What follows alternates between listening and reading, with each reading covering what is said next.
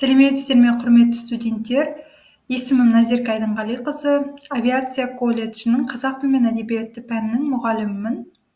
Бүгін бізде қазақ тілі сабағы, сабағымыздың тақырыбы есімдік және оның түрлері. Жалпы біз бүгінгі сабағымызда есімдік дегеніміз не, оның қандай түрлері бар, есімдік сөйлемде қандай сөйлем мүшелерінің қызметін атқарады, біз есімдіктерді қай кезде қолданамыз, сол төңірегінде сөйлесетін боламыз. Ең алдымен, есімдік дегеніміз не?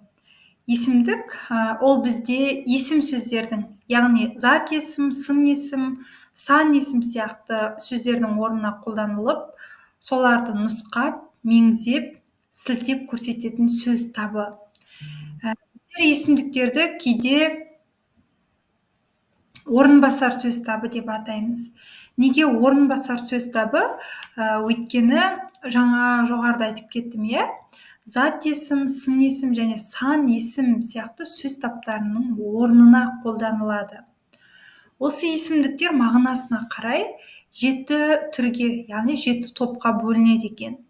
Олар жіктеу есімдігі, сілтеу есімдігі, сұрау есімдігі, өздік есімдігі, жалпылау есімдігі, болымсыздық есімдігі және белгісіздік есімдігі. Қазір біздер осы түрлеріне толықтай тоқталып және мысал арқылы көрсететін боламыз.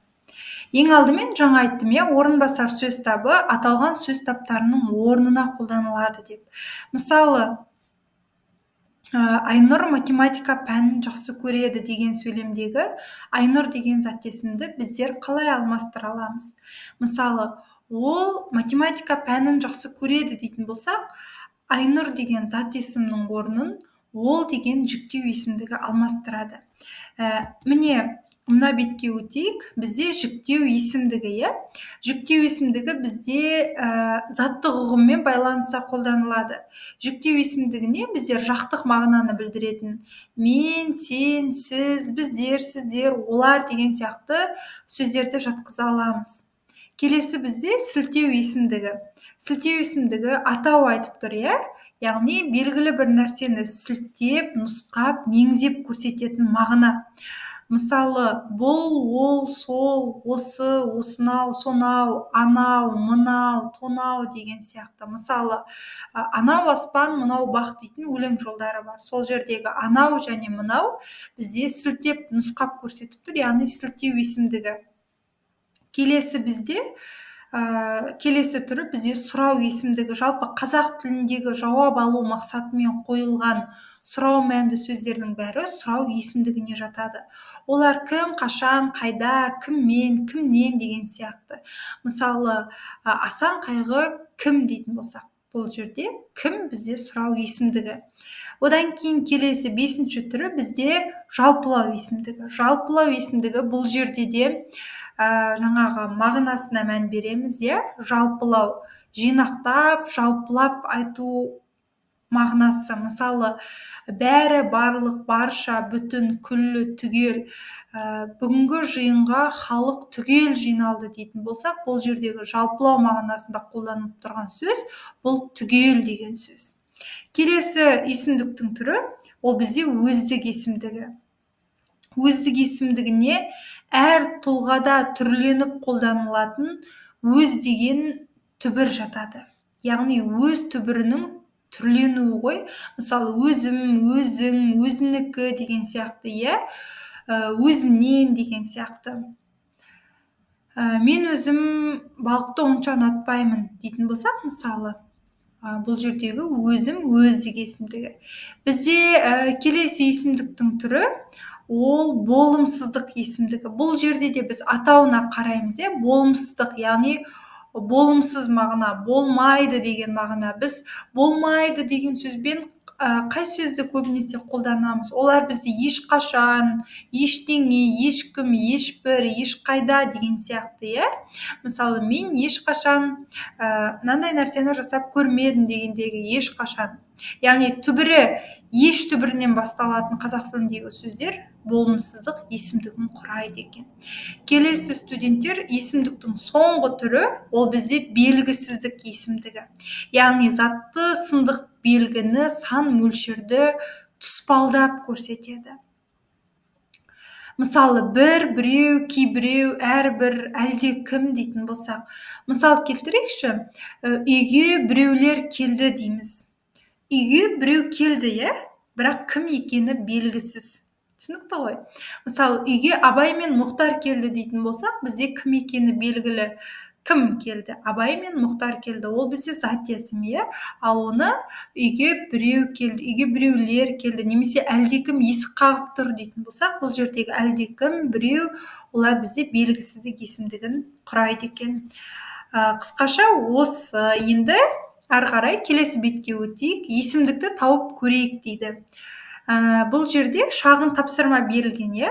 Сөйлемдегі есімдіктерді тауып, үлгі бойынша мағыналық түрін ажыратыңыз дейді. Яғни әр сөйлемді оқып, ең алдымен есімдіктер тауып алайық, одан кейін мағыналық тобына ажыратамыз. Мысалы, студенттер қараңыздар, сіздерге үлгі беріліп тұр. Сен тұтас жер болып едің, жер ана дейді. Бұл енді бір өлең жолдарынан алынған ғой, иә? Сен тұтас жер болып едің, жер ана. Бұл жердегі есімдік, ол сен есімдігі, сен бізде жіктеу есімдігі. Келесі сөйлем. Сол оқиғаны есіне алғысы келмейді. Бұл жердегі есімдік сол, иә, нұсқап көрсетіп тұр. Қай оқиға? Сол оқиға деп нұсқап көрсетіп тұр. Сол бізде сілтеу есімдігі. Келесі сөйлем. Алмат достарының қашан келетінін білмейді. Бұл жердегі есімдік қашан. Қашан бізде сұрау есімдігі, иә, жауап алу мақсатында қолданылатын сөздер қазақ тіліндегі. Келесі. Ол өзін Мадиярға аға тұтып жүр. Бұл жерде өзін түбірі өз сөзінен басталатын сөздер бізде өздік есімдік екен, иә. Ары қарай келесі бетке өтейік. Енді есімдіктерді біз жаңа мағынасына қарай жіктедік. Мағынасына қарай есімдіктер 7 топқа, 7 түрге бөлінеді екен. Ал құрамына қарай есімдіктер 2 топқа бөлінеді екен. Олар бізде дара есімдіктер және күрделі есімдіктер. Енді біздер білеміз ғой, дара, күрделі. Дара деген ол есімдік бір сөзден ғана тұрады дегенді білдіреді. Мысалы, мен, ол, олар, сендер, бәрі, күллі, сол дейтін болсақ, бұлардың бәрі бір ғана сөзден тұрады. Ал күрделі есімдік 2 түбірден, екі түбірден жасалады, 2 немесе 3 түбірден жасалады. Мысалы, кімде-кім, өз-өзіне, бұлар бізде яғни бірігу арқылы жасалып тұр, иә. Әрқашан, кейбіреу, әлде қайда дейтін болсақ, бұлар бірігу арқылы жасалып тұр. Ал жаңағы кімде-кім, өз-өзіне дегендер, бұлар бізде, кешіріңіздер, қосарлану арқылы жасалып тұр, иә.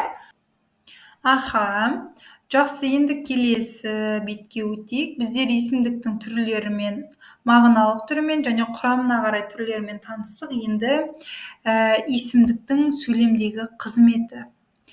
Есімдікте басқа сөз таптары сияқты сөйлемде әртүрлі қызмет атқарады.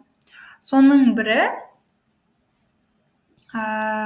есімдіктер зат есімнің орнына жұмсалып, атау тұлғада тұрып, бастаушының қызметін атқарады екен. Мысал келтіріп көрейікші. Олар үнсіз отырып қалды. Үнсіз отырып қалды. Не істеді? Үнсіз отырып қалды, бұл баяндауыш. Үнсіз отырып қалды кімдер? Олар. Олар жіктеу есімдігі сөйлемде бастаушының қызметін атқарып тұрғандығын байқаймыз, иә. Келесі екінші пунктке назар аударайық. Есімдіктер барыс, табыс, жатыс және шығыс көмектес септіктерінде тұрып, толықтауыштың қызметін атқарады екен. Мысалы, бұл ешкімге айтпаған сыры болатын.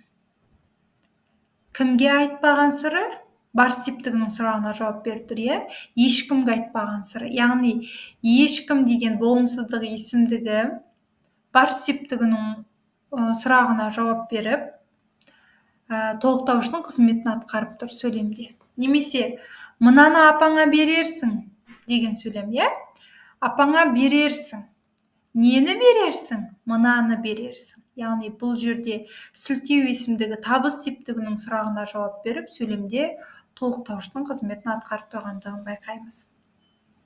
Есімдіктер келесі, ілік септігінің жалғауын жалғап және сын есімнің орнына қолданылып анықтауыш болады екен. Мысалы, Айманның пікірі, олардың пікірі бір жерден шықты дейтін болсақ. Кімдердің пікірі бір жерден шықты? Олардың пікірі бір жерден шықты. Яғни бұл жерде кімдердің деген сұраққа жауап беріп, анықтауыштың қызметін атқарып тұр. Қысқаша біздің бүгінгі сабағымыз осы. Студенттер, сіздерге түсінікті болды деген ойдамын. Сабақты тыңдағандарыңызға көп-көп рахмет. Келесі кездескенше сау болыңыздар.